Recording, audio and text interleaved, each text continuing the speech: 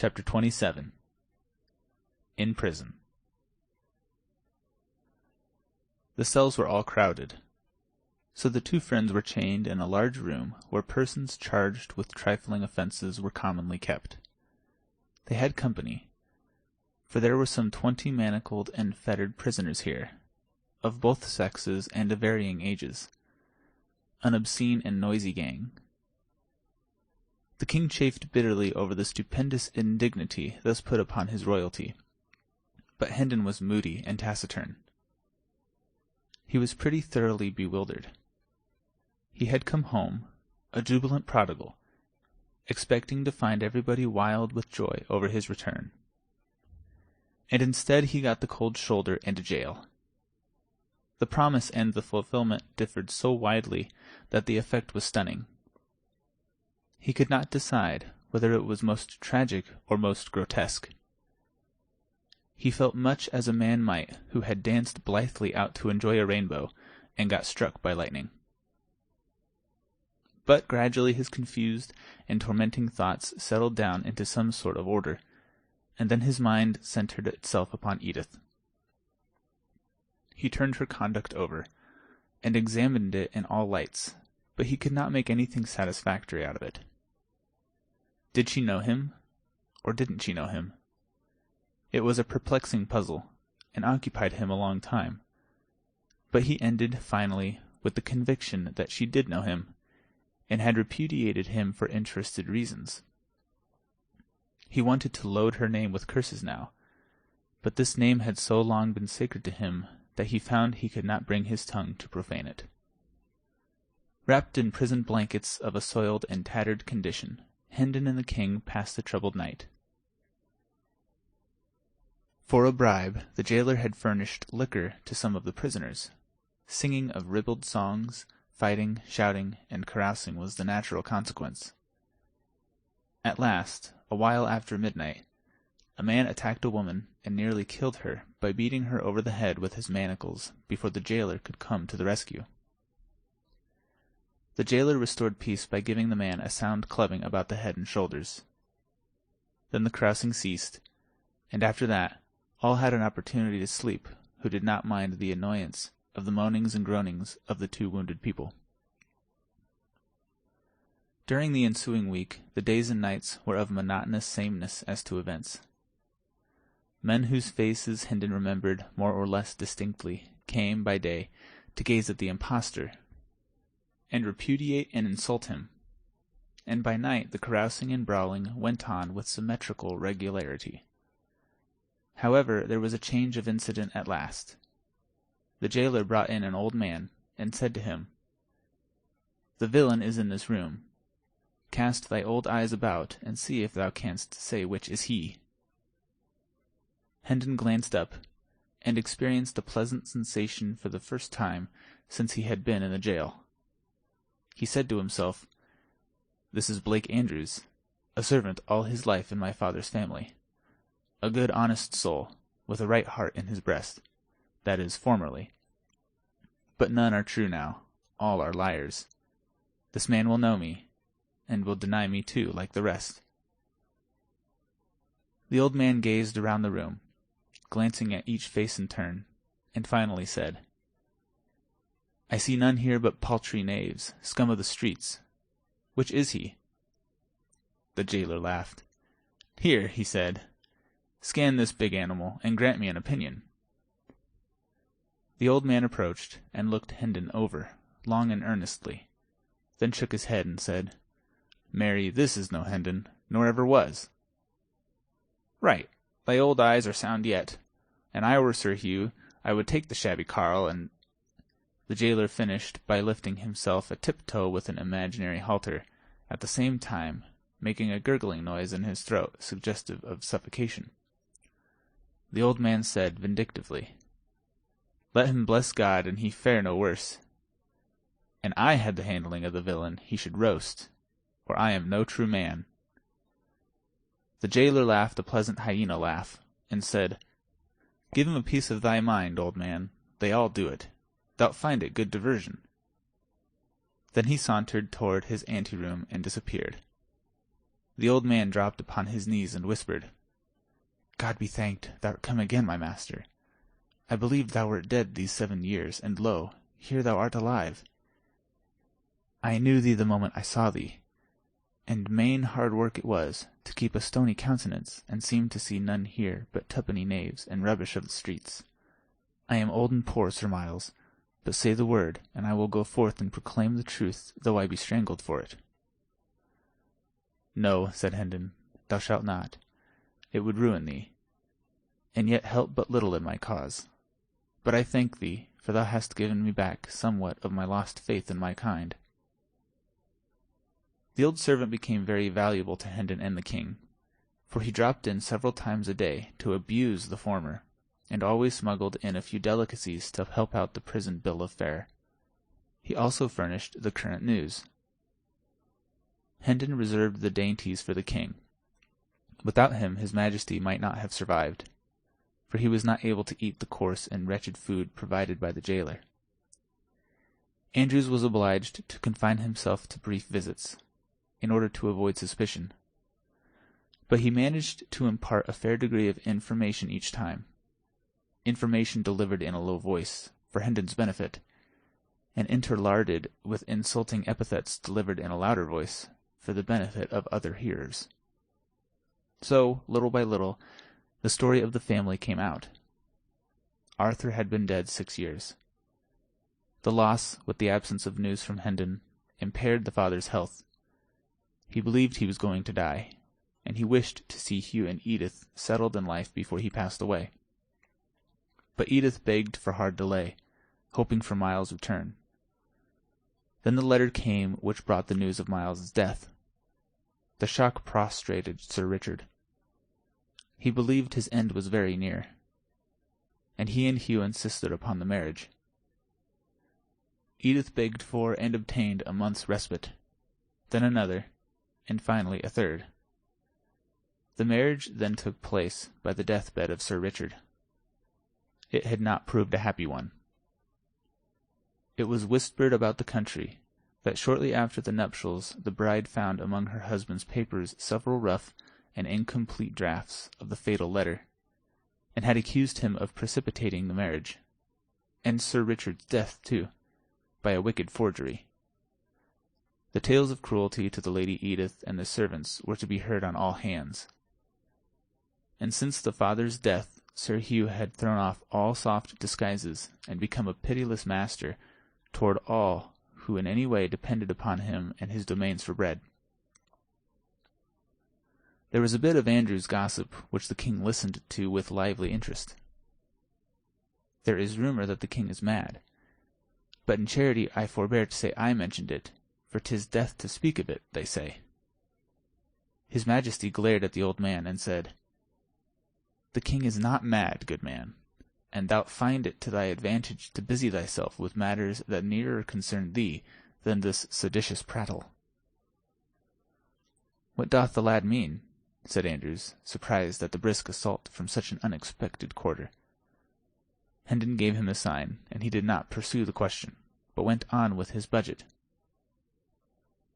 The late king is to be buried at Windsor in a day or two, the 16th of the month, and the new king will be crowned at Westminster the 20th.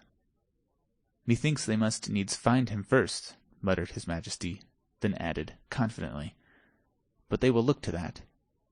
And so also shall I. In the name of— But the old man got no further. A warning sign from Hendon checked his remark. He resumed the thread of his gossip.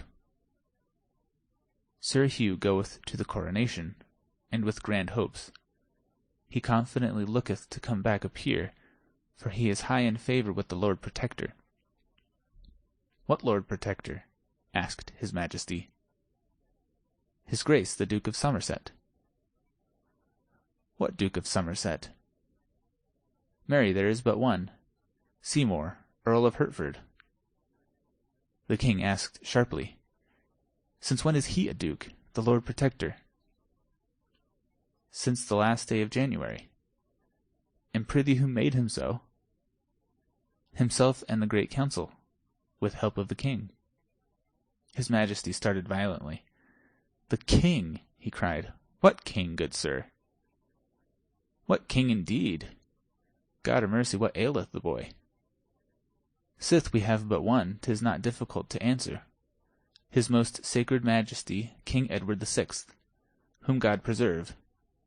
Yea, and a dear and gracious little urchin he is too. And whether he be mad or no, and they say he mendeth daily, his praises are on all men's lips, and all bless him likewise, and offer prayers that he may be spared to reign long in England. For he began humanely with saving the old Duke of Norfolk's life, and now he is bent on destroying the cruelest of the laws that harry and oppress the people." This news struck his majesty dumb with amazement, and plunged him into so deep and dismal a reverie that he had heard no more of the old man's gossip. He wondered if the little urchin was the beggar boy whom he left dressed in his own garments in the palace. It did not seem possible that this could be, for surely his manners and speech would betray him if he pretended to be the Prince of Wales. Then he would be driven out, and search made for the true prince. Could it be that the court had set up some sprig of the nobility in his place? No, for his uncle would not allow that. He was all-powerful, and could and would crush such a movement, of course.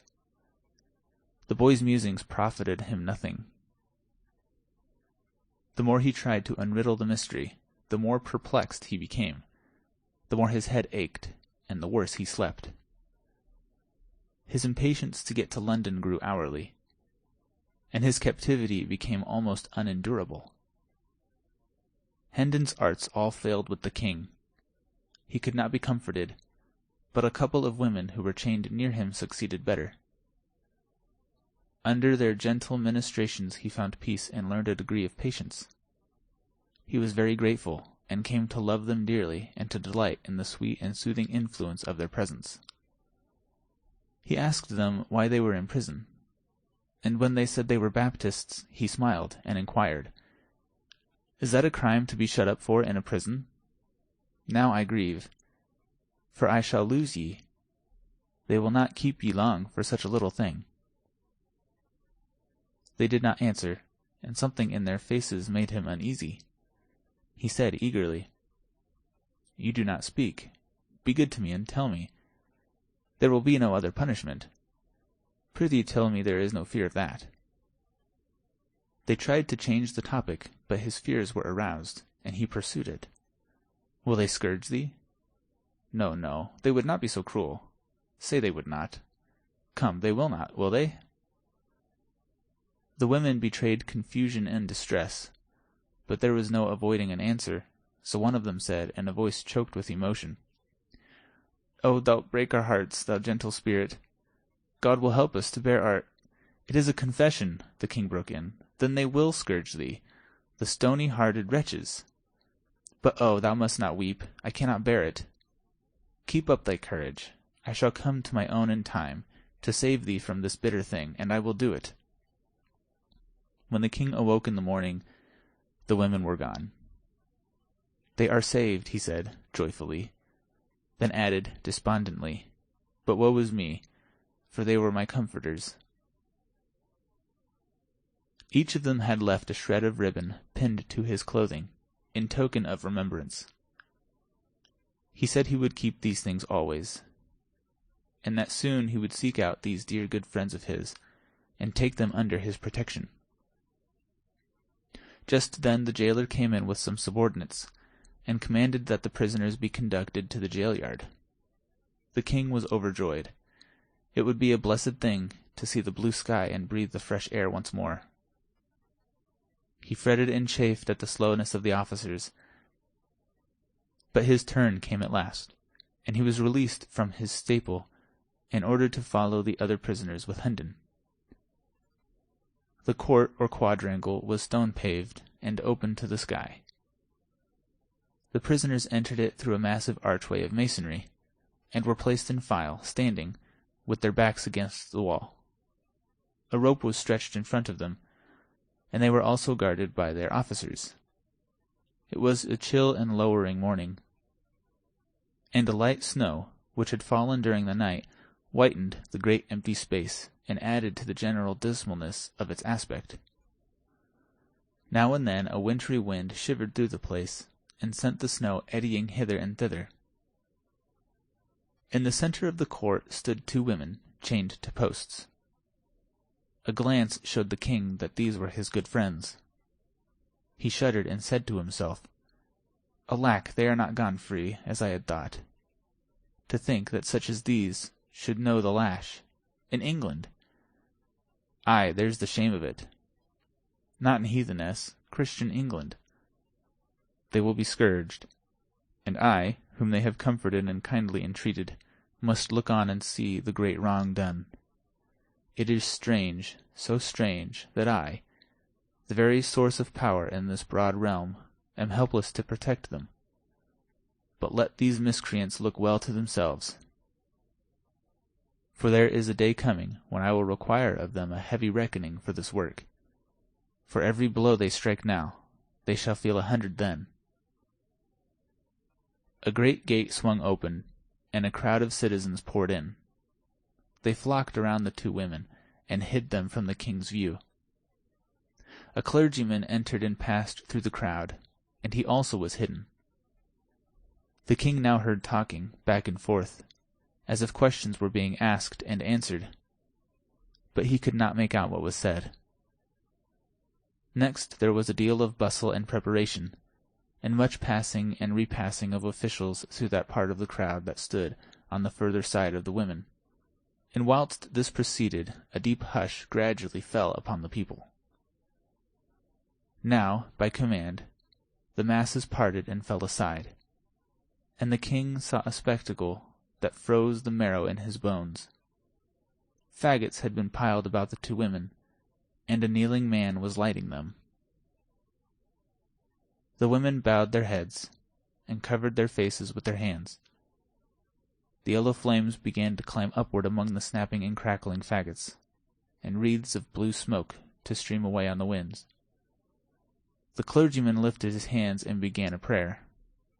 Just then 2 young girls came flying through the great gate, uttering piercing screams, and threw themselves upon the women at the stake.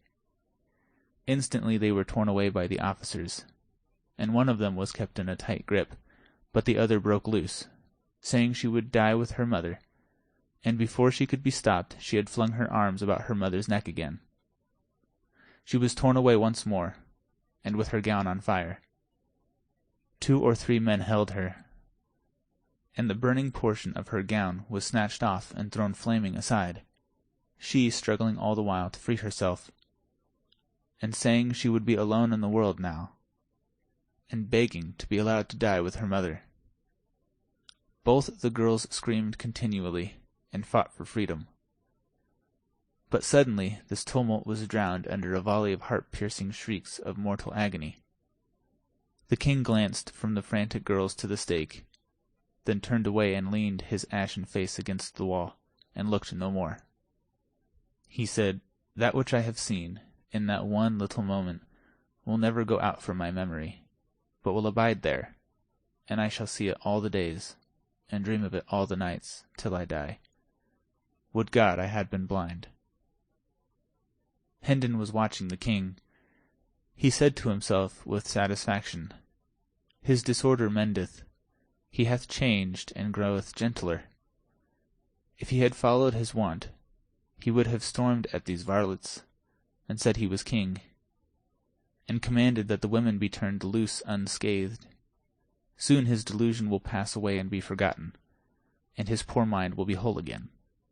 God speed the day. That same day several prisoners were brought in to remain overnight, who were being conveyed under guard to various places in the kingdom, to undergo punishment for crimes committed. The king conversed with these. He had made it a point, from the beginning, to instruct himself for the kingly office by questioning prisoners whenever the opportunity offered, and the tale of their woes wrung his heart. One of them was a poor half-witted woman, who had stolen a yard or 2 of cloth from a weaver. She was to be hanged for it. Another was a man who had been accused of stealing a horse. He said the proof had failed, and he had imagined that he was safe from the halter, but no. He was hardly free before he was arraigned for killing a deer in the king's park. This was proved against him, and now he was on his way to the gallows. There was a tradesman's apprentice whose case particularly distressed the king. This youth had found a hawk one evening that had escaped from its owner, and he took it home with him, imagining himself entitled to it. But the court convicted him of stealing it, and sentenced him to death. The king was furious over these inhumanities, and wanted Hendon to break jail and fly with him to Westminster, so that he could mount his throne and hold out his sceptre in mercy over these unfortunate people and save their lives. "Poor child," sighed Hendon. "These woeful tales have brought his malady upon him again. Alack, but for this evil hap, he would have been well in a little time." Among these prisoners was an old lawyer, a man with a strong face and a dauntless mien. 3 years past, he had written a pamphlet against the Lord Chancellor, accusing him of injustice, and had been punished for it by the loss of his ears in the pillory, and degradation from the bar, and in addition had been fined £3,000 and sentenced to imprisonment for life. Lately he had repeated his offence, and in consequence was now under sentence to lose what remained of his ears, pay a fine of £5,000, be branded on both cheeks, and remain in prison for life. "These be honourable scars," he said, and turned back his grey hair, and showed the mutilated stub of what had once been his ears. The king's eye burned with passion. He said, "None believe in me, neither wilt thou, but no matter. Within the compass of a month thou shalt be free, and more. The laws that have dishonoured thee, and shamed the English name, shall be swept from the statute books. The world is made wrong. Kings should go to school to their own laws, at times, and so learn mercy."